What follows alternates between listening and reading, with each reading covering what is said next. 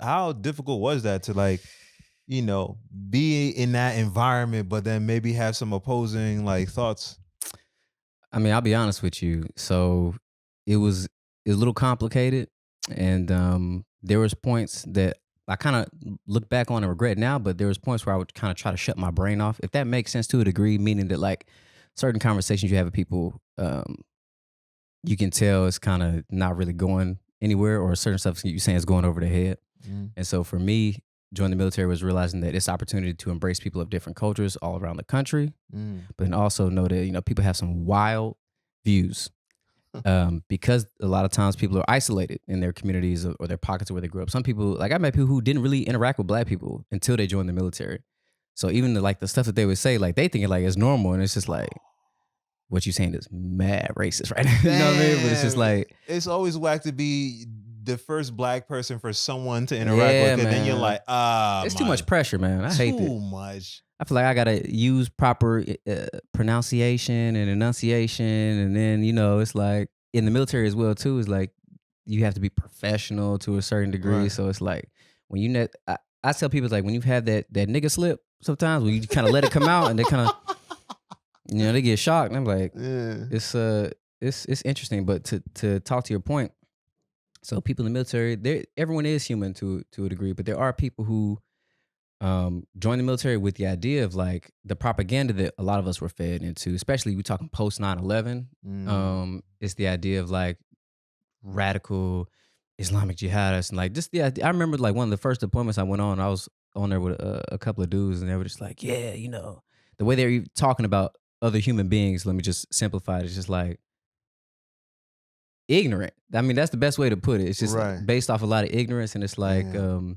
you kind of want to challenge people, to myself included. I had to challenge myself to educate myself more. So one of the first deployment I went on to was the first time I was in the Middle East, and the first time that I had heard the Adhan, which is the call to prayer Mhm. in Islam.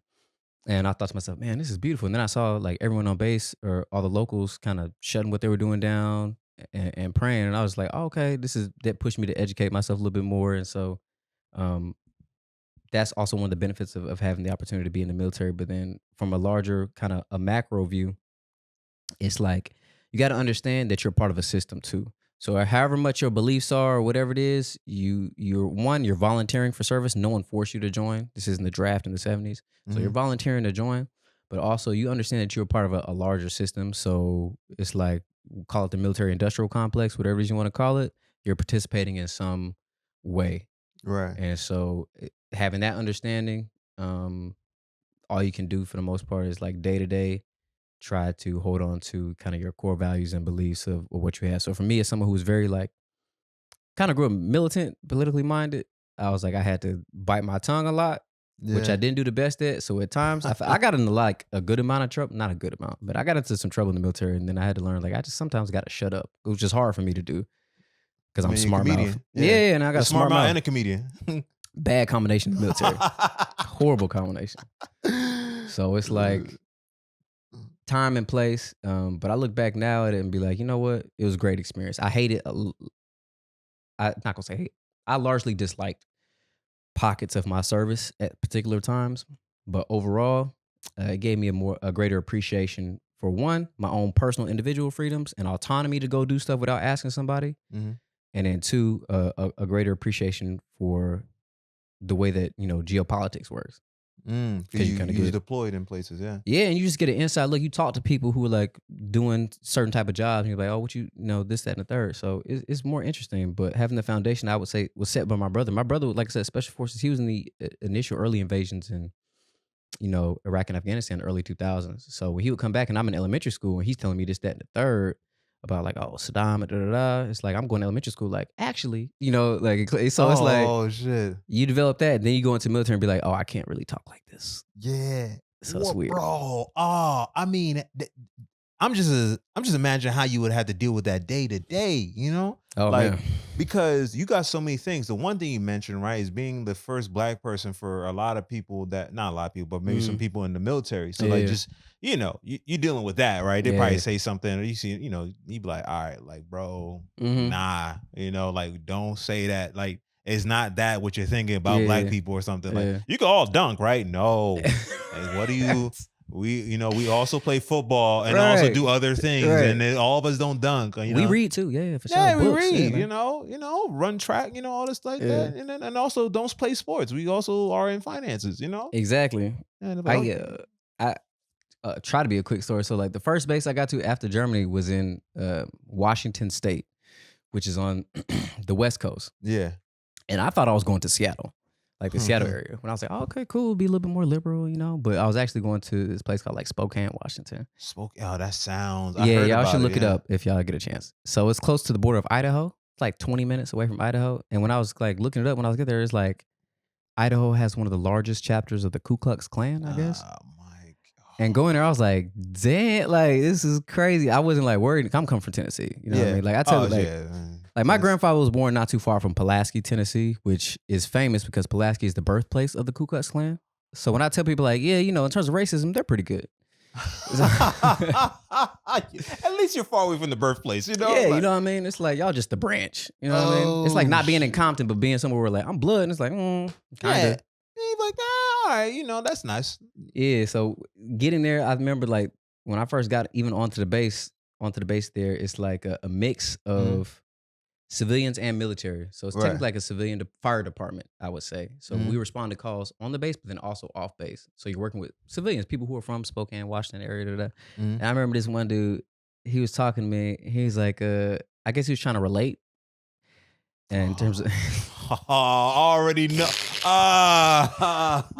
I mean? I was kind of there. I don't know if he maybe thought that I was uncomfortable or something, but I'm naturally kind of stoic and quiet when I'm kind of in a space. Like I always learn first 2 weeks at a place that you're new, just shut up and watch everything, because then you'll see how everything works.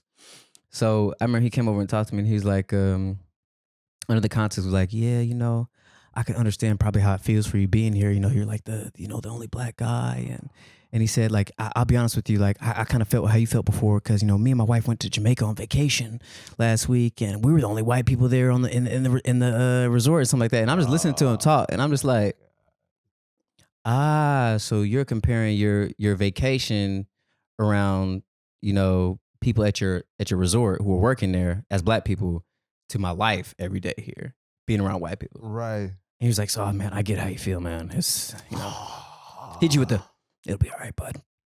Bro, the minute it would have been like, I know how you feel. I'm like, do you? You'd be like, really? Really? Right. That's how you want to start the conversation? Yeah. I was in Jamaica. You want Jamaica to be the place of how I was like, Jamaica. You probably think I'm Jamaican too, huh? All right. Right. So damn. Yeah, I mean, you deal with little stuff like that, and like, I'll be real with you. For the most part, there's a good amount of racism within the military in and of itself, because people act like the military's, for a large degree, you have things to kind of stop that or address it systematically, I guess. Yeah. But let's not act like racism is just, I mean, it is a system within itself, but it's handled by individual people or humans. So meaning like, there are racist people in positions of power within the military. Not all, of course, but so you're going to deal with it to some degree. And the issue is that when the military, they're kind of their own insulated pocket. So they handle things within their in-house, I would say. Like they have their own court systems, so to speak. If you get in trouble, right, you go before, the military court. And it's like all these different aspects of it. So, when I talk about racism, especially within the military, it's like, it's fluid, man. Because one, it's kind of tough to prove, meaning that it's not that it existent, but to prove it, you got to talk to your supervisor, who then has to talk to someone, who then has to, and it can be like a boys club, is like a good old boys club, meaning like, yeah, this happened to me. He'd be like, all right, cool, I'm gonna go talk to, Like they don't. And then, not even they don't, they probably hanging out on the weekend drinking beer, like, this, Oh yeah. So it's like, it's interesting, man. And for me, as someone, like, I'm more open about it now that I'm out of the military, but it's like, I was struggling, man. I was dealing with a lot of like pressure, just from a mental aspect of it, from a stress aspect. And like during my military service, my father had actually passed away. Like he had cancer. Yeah. Sorry to hear that, man. Damn. Yeah, man. And so for me, I was dealing with a lot of grief on that aspect. Also being a young military member, also trying to figure my own stuff out. Because you in your early 20s, people kind of forget about that sometimes. They just look at you as this entity. But a lot of people are figuring life out in their early 20s. Like you trying to figure, you got to mess up too. So you have the responsibility that the military comes with. Also, you trying to figure out life. So for me, I fell into like issues with kind of drinking and substance abuse, trying to just cope with pain and figure out my stuff. And so Right.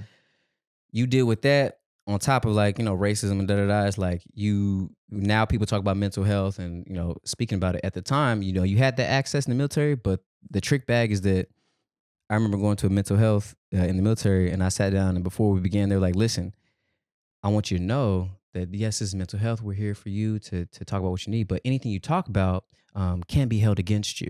So if you talk about anything illegal or anything like that, we might have to report it to your chain of command. So it's like, bro, it was such a paradox for me because it's like, so I can come in here and talk, but anything I say, I can get in trouble for. And they're like, yeah, basically. That is what? So what's on your mind? It's I'll be like like, nothing. Right. It's like, I'm never like, mind. nothing. I'm good. I'm just seeing how you doing. How's your day? You know? Right. Everything good? All right. Right. Nice to see that you're here doing your thing. What? Yeah, man. I did not know that. They can report that. That's basically saying, hey, we're gonna snitch on you, but you can tell us what you have on your mind. And it's Yeah. like, nah. It's like going to First 48. Yeah, we watch First 48 and they bring you into the interrogation room and they nice and stuff like that. What's up, man? So what happened? Who shot Right. Lil So? You want some you want a snack? Yeah. What's your favorite strength? Yeah. Hamburger, fries. So That's what you guys like, right? right. You So, like, really? Nah, I actually like filet mignon. You got any baguettes here? How about that? You know what I right. mean? Let me get a croissant. Yeah, I've been to France before. Just because you think I'm from Oklahoma, you think I ain't never Yeah. had that?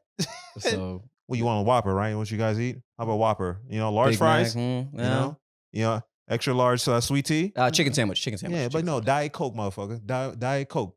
I'm on a Right. diet.